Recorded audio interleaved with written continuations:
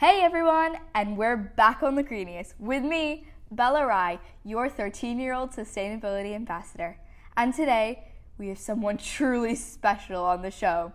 He's a teacher, an award winner, a global eco-educator, and honestly, a bit of a hero to kids like me. Our guest is Mr. Edd Moore, winner of the Foundation for Environmental Education Teacher Award and a Coronation Champion recognized for inspiring young people to protect the earth. He's helped schools around the world earn their green flags, which we'll talk more on later. He trains teachers on real-life climate action and somehow makes sustainability feel super exciting instead of boring or scary. He's also the author of a fantastic book with a foreword by none other than Dr. Jane Goodall, which already tells you the kind of impact his work has had. Mr. Moore, we're so excited to have you here today. Welcome to the show. Let's dive straight in. Everyone loves a good story. Let's hear about how you first joined into the world of sustainability. I think my granddad inspired me. Growing up, I was 7 years old. I was in his garden. He didn't know where. He basically cooked. He basically grew everything in his garden, cooked everything. He didn't go to the supermarket. He also had a workshop where he would build canoes and kayaks. I even remember my dad with him making a boat, and we would sail it outside. And I think that's when it truly started. And back then in the 60s, he was a head teacher himself, and he was already doing the whole the 8 R's and making sure he was like reusing and reducing, and I think it all stemmed from there. Wow, that's amazing to hear that he grew his own produce. Not only is it better for yourselves, but also better for the environment.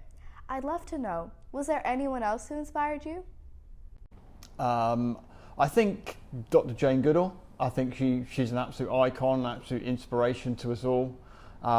She's so personable, really encouraging young people to take action on our planet, encouraging children to stand up and speak really confidently and passionately about what they truly believe in, and taking part in projects as part of her Roots and Shoots program, and I think her legacy will carry on. Would have been such an absolute pleasure to meet her, and you're right, her legacy will carry on.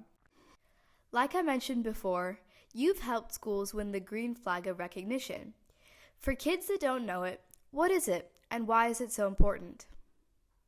Yeah, so the Eco Schools Green Flag is a global organisation in over 200 countries around the globe, and you basically do actions in your school, in your community, on sustainability to then gain the flag, but you have to do 7 steps to sort of get there.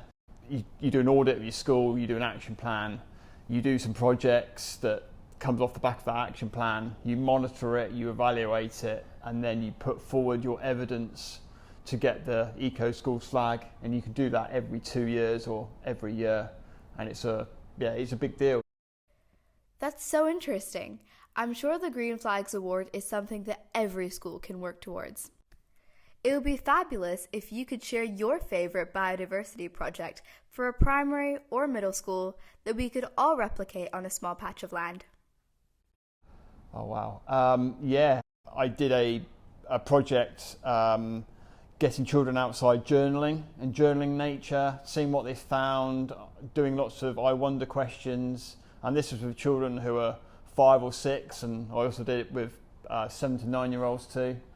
And we went out and then we found this plot of land that was deserted. We ended up rewilding it, picking wildflower seeds from other wildflowers and scattering them on the ground, making this beautiful meadow. And then we also made an information board that sat there to help educate the community. And the children became the experts. They became the guides. They would give guided tours to the community and earn a bit of money from it too. That's such a cool idea. Thanks. Now it's pretty obvious to see that waste is everywhere at school, in the canteens, outside, in the classrooms.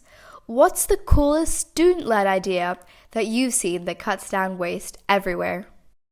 I think at my last school, I think we did a big like sort of commercial video of like what you should be doing, like in a little 30-second advert of what you should be doing within your lunchbox, and then we even made it into like an animation. So then it went on the website, and you could it helped educate parents of what they should be doing to put in to their lunchbox, but also educating the children, the students too, of what they should be doing to make sure that they reduce the amount of waste that they were bringing into school. That's great. I'm sure it made such a big impact in your school's community. Following on from that, water is super important now more than ever in every country. What's a hands-on experiment that helps kids understand their own water footprints? I always think myself, I always try and do like a 2-minute shower, have a timer going, or a music. I always find like a 2-minute music or even 3-minute music song that you can run while having a shower. Obviously, you don't have a bath because it creates so much water. I think we did an experiment. We made a compostable toilet, and that emphasises how much water is used just by flushing the toilet. I think on average for the whole year, you can use up to 60,000 litres of water, which is the size of a small swimming pool. So we did a whole experiment around that and compostable toilets. That's so true. Sometimes it's just hearing the numbers that drives the point home. Moving on, I've heard that you deliver carbon literacy and climate fresk training. How do you manage to keep scary climate facts from feeling hopeless for kids? Wow. I think try and make it enjoyable, do lots of projects. I know obviously climate anxiety is quite a big thing at the moment, and children are getting worried, they are getting scared about what's going on their planet, and will they have a planet in 5, 10, 20 years time, or even further into adulthood. And I think it's teaching children and students that they can have an impact, and encouraging them to work on a project that they feel passionately about, whether that's in their school or their community, to take action and show that they're making a positive step going forwards. Thank you. It's so true that if we all make sure we play our part, we don't have to be scared for the future at all. Leading on from that, what's one activity that turns doom into we can do this? One activity that we can do? Yeah. I would say try and walk and get on your bike, your scooter as much as possible. I know the roads in Dubai are slightly a bit dodgy at times and very busy and can be quite dangerous. But trying to find other ways to get around to reduce the amount of traffic, but also looking at your waste, try and find ways to reduce, reuse before recycling. And putting it in the waste bin. Try and repair things. I think that's really important. There's so many things that we can repair, whether that's sew or fix electronically, but rather than throwing it straight in the bin. I agree. Even in a big city like Dubai, walking is so relevant. Right here at JAS, so many students and teachers walk to school, including our very own Mr. Smith, the sustainability leader, who walks 5 kilometers to school every morning. It's little things like these that prove to make a big difference. Continuing, not every kid loves speeches. What roles exist for the quiet leaders in the eco world? God, that is a great question. Yeah, quiet leaders. I think there are other things that they could be doing. A podcast, for one, is a great thing to do. A webinar is another, to get their message across. Even having a blog site or a website, so you can amplify your message on there, or even social media is a great way of getting your passions and your message and your environmental projects across You don't have to stand up on a stage and speak in front of thousands of people. Even I find it quite nervous talking in front of 30 people. So there's many other creative ways that people can get their message across. There's so many great ideas in there, just like in your book. Now, I've always wanted to go to the Green School in Bali, but you've worked there. What's one idea from there that we could remix in a regular school anywhere? Cool. Yeah, Green School Bali was an amazing experience. There's so much sustainability, regenerative education going on, and I think anybody can create nature paints. I think paints are made of plastic, and we found ways to extract colour from leaves, from bark, from mud, to make our own paint. Rather than having to use that awful paint. And I believe you can do that anywhere in the world. From whatever you grow, you can have a go at extracting paints and dyes. You know, I've actually seen that being put into use. I went with my family to a beautiful city in India called Udaipur, where they celebrate a festival called Holi, the Festival of Color. The resort had actually extracted all of its color from flowers. I found that so cool. Now, I think my mom would be very happy to hear this. I think parents can be super powerful allies. What's one fun family challenge we can launch from school? Maybe a weekend green quest? Yeah, green quest, that'd be an awesome thing to do. That'd be amazing. A bike bus, you could do growing. I always think growing, getting outside in the garden and growing produce is really important. It's something that you get an instant reward from. You plant something, you see it grow, and then you harvest it, and then you eat it, and it's something enjoyable that everybody can take part in and learn a skill from too, by cooking with it, making a dish from it, sharing it with your community. I think it's a powerful project. That's so cool. Thank you. Going back to social media, you share ideas online as Eco-Ed. What's a safe and positive way for kids to use social media to spread climate action? Wow. I try and use social media a lot just to get my message out. I like sharing my projects, my ideas, and hope that people might follow them. And I think for students, social media can be used in a careful, confined way. Obviously, making sure that your parents know that you're doing it. You've got an account, and they help you monitor that account to make sure that there's nothing horrible being projected. But I think also, a good way is using a blog. That's a nice, safe way that you can get your message out there, and people will share it on their social media.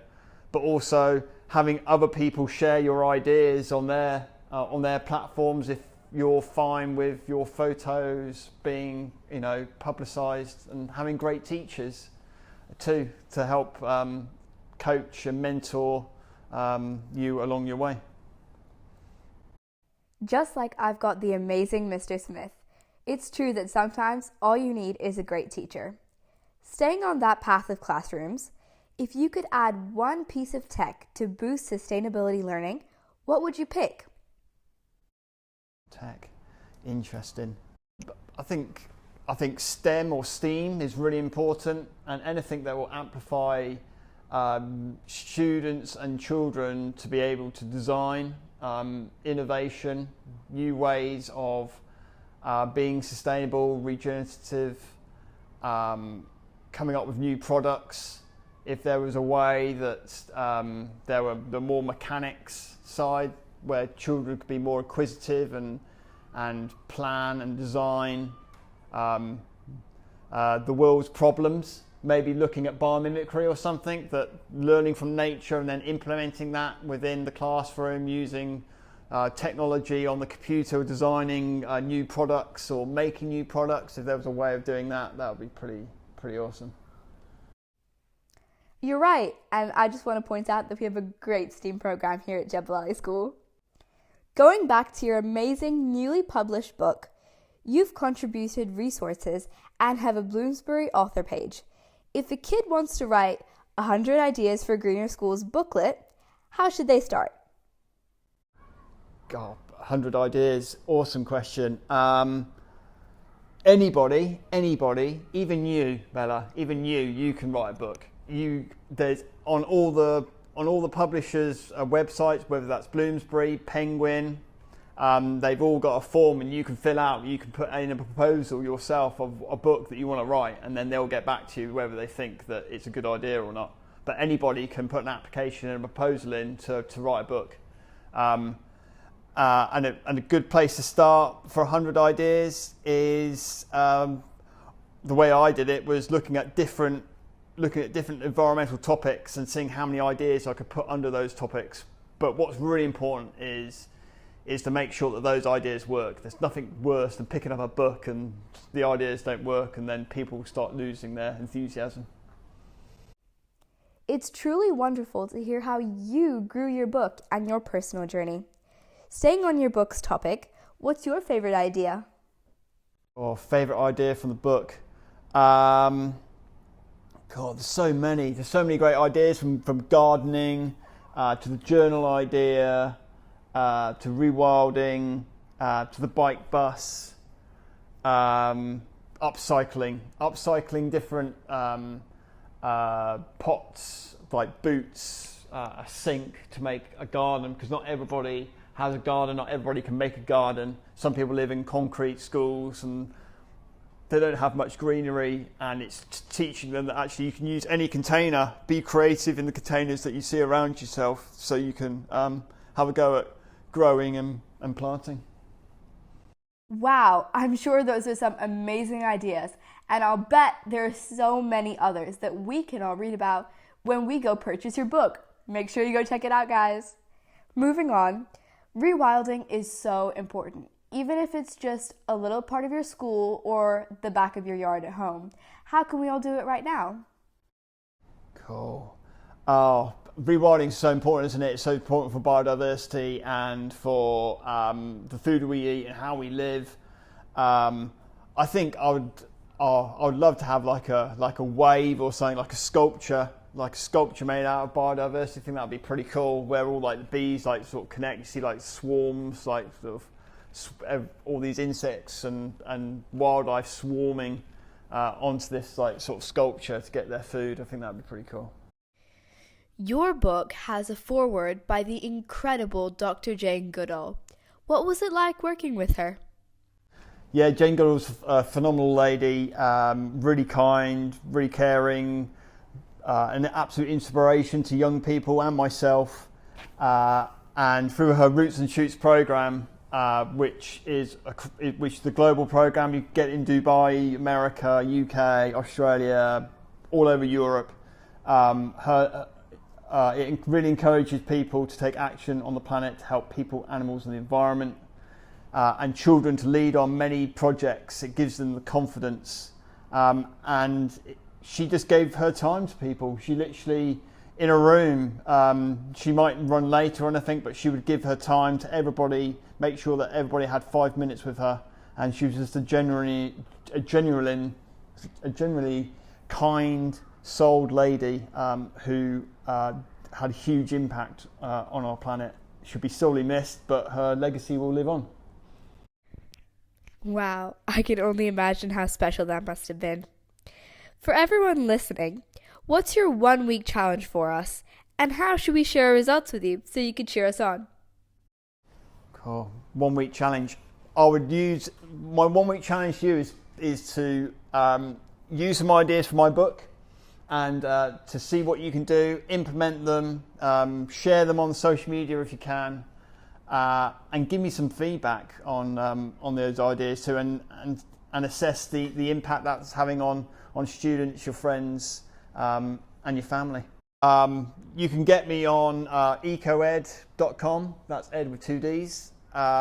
Also, my book, 100 Ideas for Primary School Teachers, Greener School. It's not just for primary school teachers, it's for secondary school teachers, It's for families, youth groups. It's literally for everybody, even like pupils, students as well.